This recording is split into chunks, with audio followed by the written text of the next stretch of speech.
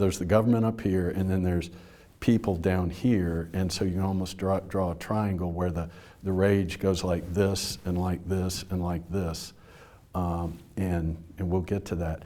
But the second question is, I've rephrased this one on indispensable right.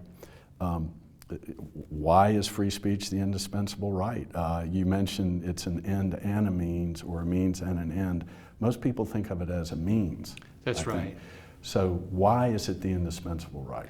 Well, it's a great question. I used the title, The Indispensable Right, because it came from an opinion by Louis Brandeis, who was one of the greatest civil libertarians ever to sit on the court.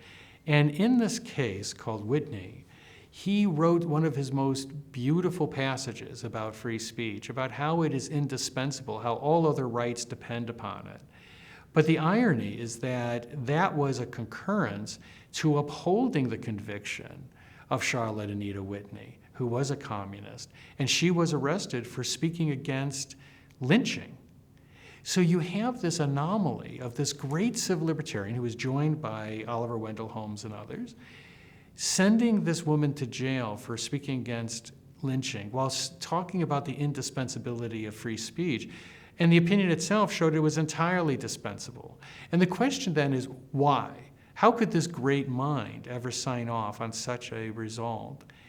And the answer is that we lost our way, even the greatest among us, after the revolution, when we embraced functionalism. You, Doug, really put it well when you said many people view it as a means. That's functionalism. That's what I talk about in the book, that even wonderful models like the marketplace of ideas is really functionalist. It's saying we protect the marketplace of ideas because it helps democracy.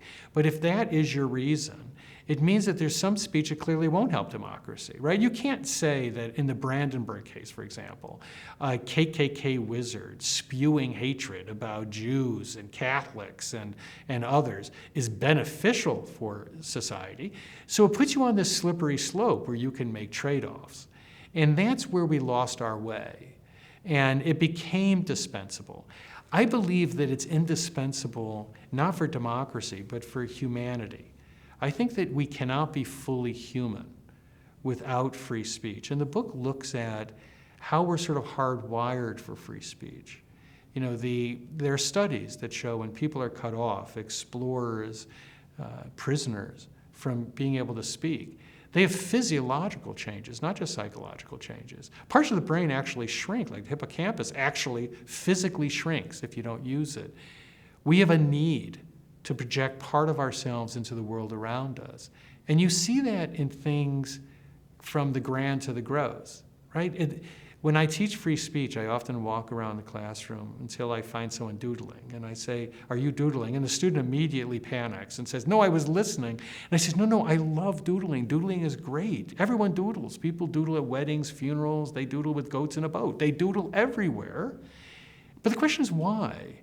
Half the time you don't know you're doodling. Half the time you're doing your geometric shapes that turn into just a blob of ink. And we almost have to be creating something. And you see that in like the starving artist, right? You see that with Van Gogh. Here's a person who was starving and got a small amount of money. And instead of going out and buying food with it, he bought more canvas and paint. The absolute overriding impulse of human beings is to survive. And yet this starving artist chose canvas over food. The question again is why? And the answer is that we are hardwired for speech. We need it to be fully human. And that's why it's indispensable. And if you take that view, that it's a natural right, that it belongs to us as part of a sort of individual autonomy, it becomes harder to make those trade-offs.